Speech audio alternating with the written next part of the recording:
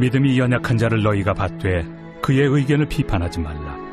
어떤 사람은 모든 것을 먹을 만한 믿음이 있고 믿음이 연약한 자는 채소만 먹느니라. 먹는 자는 먹지 않는 자를 업신여기지 말고 먹지 않는 자는 먹는 자를 비판하지 말라. 이는 하나님이 그를 받으셨습니다. 남의 하인을 비판하는 너는 누구냐? 그가 서 있는 것이나 넘어지는 것이 자기 주인에게 있음에 그가 세움을 받으리니 이는 그를 세우시는 권능이 주께 있습니다. 어떤 사람은 이 날을 전날보다 낮게 여기고 어떤 사람은 모든 날을 같게 여기나니 각각 자기 마음으로 확정할지니라. 나를 중히 여기는 자도 주를 위하여 중히 여기고 먹는 자도 주를 위하여 먹으니 이는 하나님께 감사하며 먹지 않는 자도 주를 위하여 먹지 아니하며 하나님께 감사하느니라. 우리 중에 누구든지 자기를 위하여 사는 자가 없고 자기를 위하여 죽는 자도 없도다. 우리가 살아도 주를 위하여 살고 죽어도 주를 위하여 죽나니 그러므로 사나 죽으나 우리가 주의 것이로다. 이를 위하여 그리스도께서 죽었다가 다시 살아나셨으니 곧 죽은 자와 산 자의 주가 되려 하심이라. 내가 어찌하여 내 형제를 비판하느냐? 어찌하여 내 형제를 업신여기느냐? 우리가 다 하나님의 심판대 앞에 서리라. 기록되었으되 주께서 이르시되 내가 살아노니 모든 무릎이 내게 꿇을 것이요 모든 혀가 하나님께 자백하리라 하였느니라. 이러므로 우리 각 사람이 자기 일을 하나님께 직고하리라. 사랑하는 꿈의 가정 여러분, 오늘은 화요일입니다. 오늘도 하나님의 기대가 되시죠? 하나님께서는 우리를 사랑하시고 우리를 통하여 하나님의 위대한 일을 오늘도 행하실 겁니다. 하나님을 기대하십시오. 그리고 오늘 하나님께서 주시는 마음에 순종하십시오. 그럴 때 우리는 위대하고 놀라운 일들을 경험합니다. 오늘 우리가 나누신 로마서 14장 1절부터 12절 말씀을 보면서 저는 이런 제목을 붙이고 싶습니다. 혹시 뒷담화 좋아하세요? 사람은 대부분 뒷담화를 좋아합니다. 누군가 나랑 좀 안 맞는 구석이 있고 불편한 것들이 있을 때 사람들끼리 모여서 아무개는 도대체 왜 이러는지 모르겠어. 우리는 뒷담화를 할 때가 종종 있습니다. 근데 오늘 이 로마 교회에도 아마도 그렇게 서로 비난하고 서로 이상히 여겼던 것 같습니다. 그것은 유대파 그리스도인과 헬라파 그리스도인 간의 의견 차이 때문입니다. 원래 유대교를 믿던 사람들은 유대교에서 원래 먹지 말라고 부정하다고 여겼던 음식들, 그걸 평생 동안 부정하게 여기다가 갑자기 그것을 편하게 먹을 수가 없었겠지요. 또 먹을 것 외에 오늘 본문을 보니까 날에 대해서도 이야기합니다. 절기를 지키는 부분이지요. 어떤 절기가 됐을 때 그럴 때 예를 들면 유대인의 유월절 매 주마다 이 안식일 이런 주간 때 마음이 불편해지는 거죠. 왠지 집에 가만히 있어야만 될 것 같고 이렇게 날과 절기를 자꾸 유대인들이 지키고 음식에 매이고 그런 걸 보면서 헬라파 그리스도인들은 그런 거 없이 유대인의 어떤 흐름 없이 바로 예수님을 믿었으니까 불편한 게 없고 거기에 매이는 유대인들을 보면서 답답한 겁니다. 그래서 서로가 서로를 비방하고 뒷담화를 했습니다. 3절을 보니까 업신여겼다 또 비판하였다는 표현이 등장하죠. 서로가 이렇게 불편해하는 상황이었습니다. 여러분, 이런 상황이 우리도 살다 보면 생겨납니다.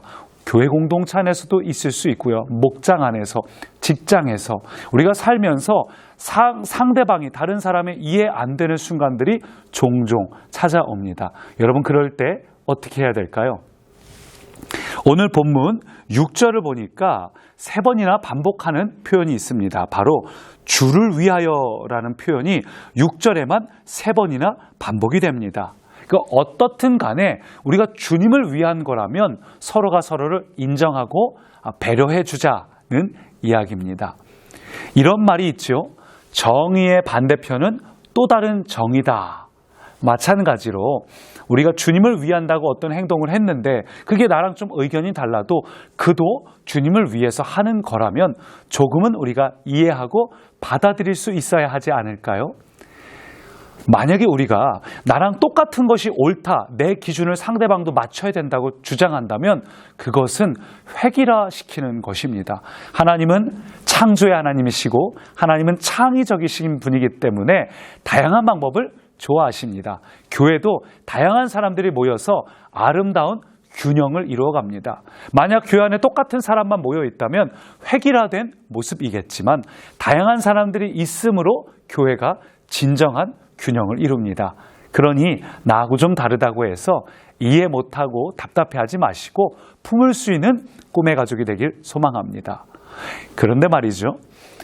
만약에 그럼에도 불구하고 도무지 이해가 안 되고 납득이 안 되고 정말 객관적으로 봐서 화가 날 만한 사람은 우리가 어떻게 받아들여야 할까요? 오늘 본문 4절 보니까 그 답이 나오고 있습니다. 오늘 본문 4절은 남의 하인을 비판하는 너는 누구냐? 그러면서 그는 너의 사람이 아니라 하나님의 종이라는 거죠. 하나님의 사람이라는 겁니다. 그럼으로써 그가 서 있든 넘어지든 그 모든 권세가 자기 주인, 즉 하나님께 달린 거다. 만약에 그게 세움을 받는다 할지라도 그것은 그를 세우시는 권능이 주님께 있기 때문이다 라고 말하고 있습니다. 저는 오늘 이 4절의 구절을 보면서 정말로 우리가 뒷담화를 해서는 안 되겠구나. 불평을 웬만하면 하지 말아야겠구나라는 생각을 해봅니다. 우리가 살다 보면 정말 이해 안 되는 사람이 있고 답답한 순간들이 있죠. 그럼에도 불구하고 하나님께서 그를 넘어지게 하는 권세도 세우게 하시는 권세도 하나님께 있다면 우리가 하나님의 종된 그에 대해서 왈가왈부할 필요가 없습니다. 우리 역시도 똑같이 연약하고 못난 죄인이기 때문에 우리가 누군가를 비판한다는 것은 있을 수 없는 일입니다. 또 10절도 보니까 우리가 다 하나님의 심판대 앞에 서리라. 우리 모두 다 하나님 앞에 서야 될 연약한 죄인이고 부족한 모습들이 누구나 있습니다. 그러므로 사랑하는 꿈의 가족 여러분, 오늘 여러분 곁에 있는 그 사람들을 뒷담화하기보다는 칭찬의 말을 하면 어떨까요? 그 사람을 이해해주는, 또 그 사람을 격려해주는 말을 하면 어떨까요? 그 사람에게 공감해주는 말을 하면 어떨까요? 그렇게 함께하는 꿈의 가족 되기를 축복합니다. 살아계신 하나님, 오늘 하루도 하나님께 귀한 도구로 쓰임받는 복 있는 하루 되게 하옵소서. 우리 입술을 주장하시는 예수님 이름으로 기도합니다. 아멘.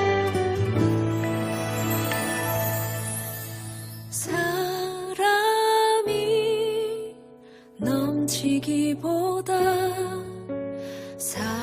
사랑이 넘치는 교회, 섬김을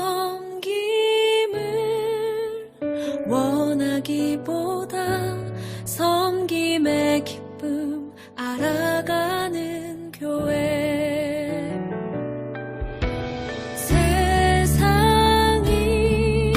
주목하기보다 주